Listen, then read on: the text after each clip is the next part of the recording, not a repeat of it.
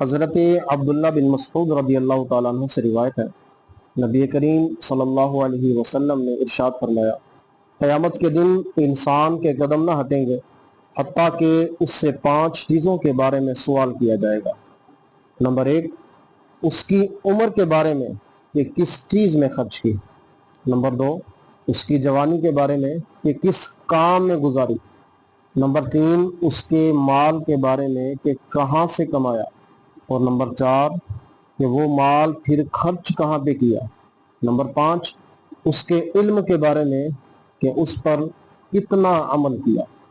اللہ تعالیٰ ہر مسلمان کو اپنی نعمتوں کا شکر ادا کرنے کی توفیق عطا فرمائے، اور ہر مسلمان کو چاہیے کہ وہ یہ دعا مانگا کرے، ربی اوزعنی ان اشکر نعمتک التی انعمت علی وعلی والدی وان اعمل صالحا ترضاہ واصلح لی فی ذریتی انی تبت الیک وانی من المسلمین۔